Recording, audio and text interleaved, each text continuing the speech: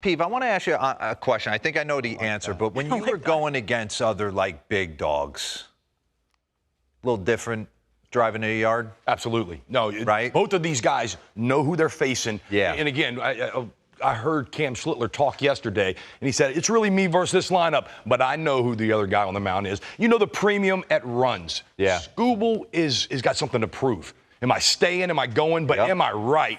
This guy is trying to show, hey, I've overtaken this guy. I can tell you, you guys can do what you want. I'm getting in an Uber, and he's dropping me off at the Bronx tonight. I will be in attendance. All right, I'll start with Skubal, and then you pick apart Schlittler. Love it. All right, let's dive in, because just like Jake said, he knows what he's pitching for. Every time I don't think he needs self-motivation to get it going, or Cam Schlittler or Yankee Stadium. He is pitching for a lot of reasons. What I love about him, being around him during the WBC, he takes up and commands so much presence when he's on the mound. The coolest thing, or one of the coolest things I got to watch, was him throw, and you can leave this here for a second, him throw his bullpen session. Impressive. With all the boys around. We all wanted to see it. We're in talking stick, getting ready to take on the Rockies, and he's out there doing his thing. Cal Raleigh actually takes the bullpen catcher and says, I want to catch this. And it was the most devastating just display of power and precision that I've ever seen in the bullpen. Second word, precision. When you watch the best work, you see plus stuff, they hit the glove. Look at this. Okay, so you got to formulate a game plan. You're not just going up see ball, hit ball, or this guy is sending you back with some punch outs. First pitch strike percentage leader since the start of 2024. He pounds the zone.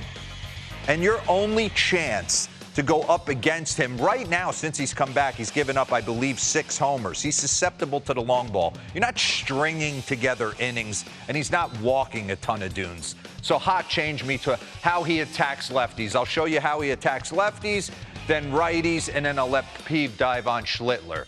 So right here, just a little different changeup, right? He's throwing his sinker in on lefties a little bit more as opposed to 2025. The changeup's a little bit more. Slider against the lefties. Bottom line is, I don't know how lefties have a chance, because once he establishes that two-seamer in and expands the plate, he can pretty much do whatever he wants. Let's go back a couple days ago and show you how he attacked Ben Rice.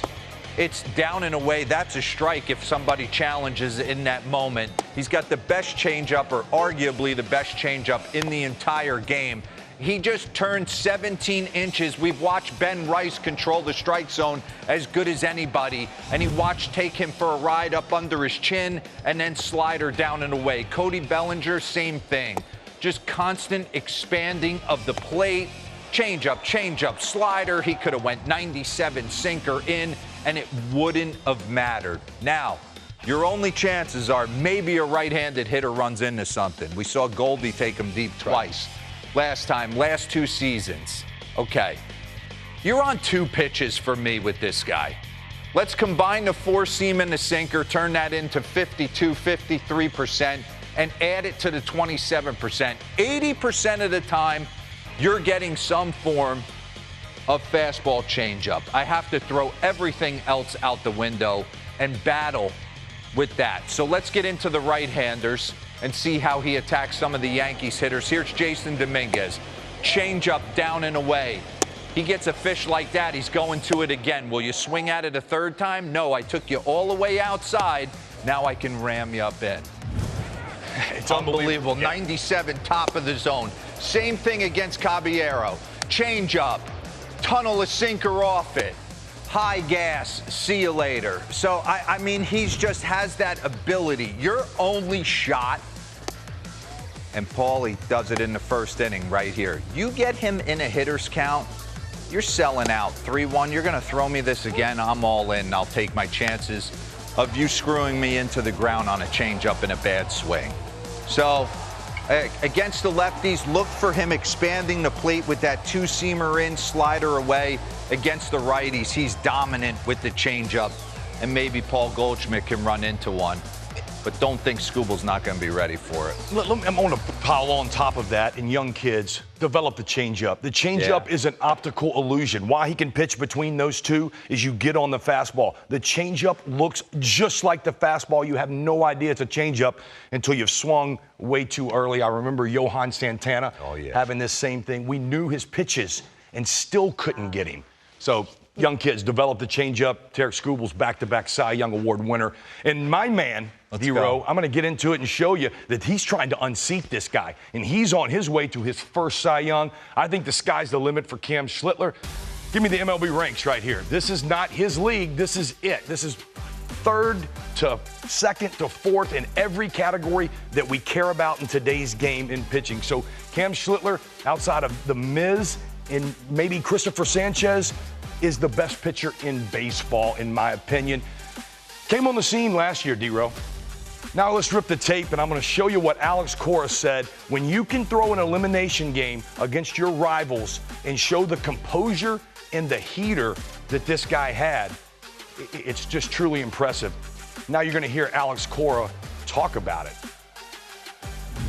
Cam Schlittler has been excellent also. What are the adjustments your guys can make against him? He has a good fastball. We knew that coming in. Hopefully, we can, gather information and use it now. We have to be direct to the baseball and start hitting the ball hard. These guys knew he had a good fastball. They were getting told that in the dugout. He said it in the game. Be direct to the ball, and they couldn't.